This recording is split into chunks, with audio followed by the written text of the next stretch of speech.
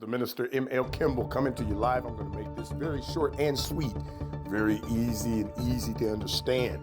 One of the things I want to address right now is because I've heard so many people say because of punishment that we have been under the 400 years, yada, yada, yada, that there's not going to be any type of punishment for anybody that's considered Israel because the punishment of 400 years is up.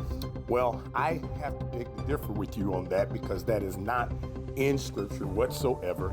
And we have to understand that in these last days, there's going to be so many people that are going to be trying to twist you and turn you with every wind and doctrine. But the main thing that the Most High wants us to be prepared for is his great day of judgment. Not only does he want us to expect us to obey his commandments, but he has spoke throughout his Tanakh over and over and over about a day that nobody wants to talk about. So the reality of it is, no matter what type of fairy tale scam you want to believe, we're going to go to the scripture today. And I'm going to take you to a book that they took out of the scripture. The reality of it is, nobody has any authorization to remove scripture from the Bible, but yet somehow they did. And the reason they did was so that they could feed you the revelation scam of a rapture that does not exist. However, the Prophet Baruch gives us plain example, plain instructions, and he spells out the picture of what Judgment Day is going to look like. Bear with me. So please like, share, comment. Don't forget to subscribe to our YouTube channel. You can visit us online at www.kns-ministries.org.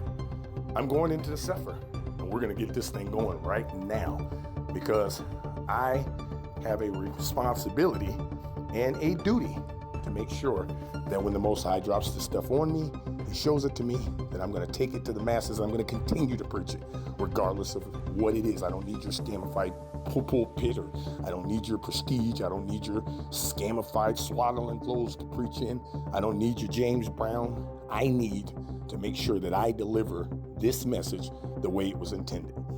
2 Baruch chapter 48, verse 31 says, "Therefore, you shall surely be taken up as I before told you." So he's telling the prophet Baruch that he was not going to die. So we have to understand that there was more people in the Tanakh that the Most High translated from the earth other than Enoch and Elijah. This is proof right here that there was yet another one, but somehow, some way, you don't know about Baruch. "For that time shall arise which brings affliction, for it shall come and pass by with quick vehemence, and it shall be turbulent, coming in the heat of indignation.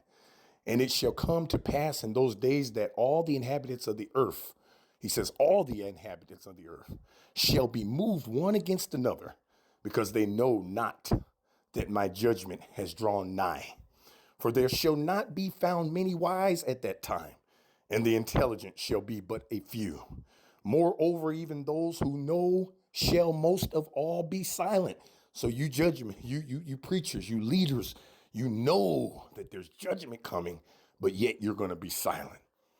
"And there shall be many rumors and tidings, not a few, and the doings of phantasmata shall be manifest, and promises not a few be recounted. Some of them shall prove idle, and some of them shall be confirmed.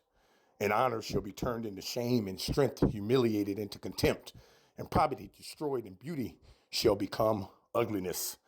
And many shall say to many at that time, Where has the multitude of intelligence hidden itself? And whither has the multitude of wisdom removed itself? And while they are meditating on these things, then envy shall arise in those who had not thought aught of themselves, and passion shall seize him that is peaceful. And many shall be stirred up in anger to injure many, and they shall rouse up armies in order to shed blood, and in the end they shall perish together with them. And it shall come to pass at the selfsame time that a change of time shall manifestly appear to every man, because in all those times they polluted themselves, and they practiced oppression, and walked every man in his own works, and remembered not the Torah of Elohim. Therefore a fire shall consume their thoughts, and in flames shall their meditations of their mind be tried. For the judge shall come and will not tarry. Because each of the inhabitants of the earth knew when he was transgressing, but by my Torah they knew not, by reason of their pride. So understand something. No matter what some scamified scam told you, that all you got to do is get baptized and repent, and that's all a scam. Because if that was the case, then why is he constantly talking about obeying his commandments? And it was not the 10 commandments. Don't give me that it took the Most High 40 days and 40 nights to give Moses 10 commandments. That's the scam they told you. But understand, there's a lot more to obeying the Most High than saying that you are part of the heritage.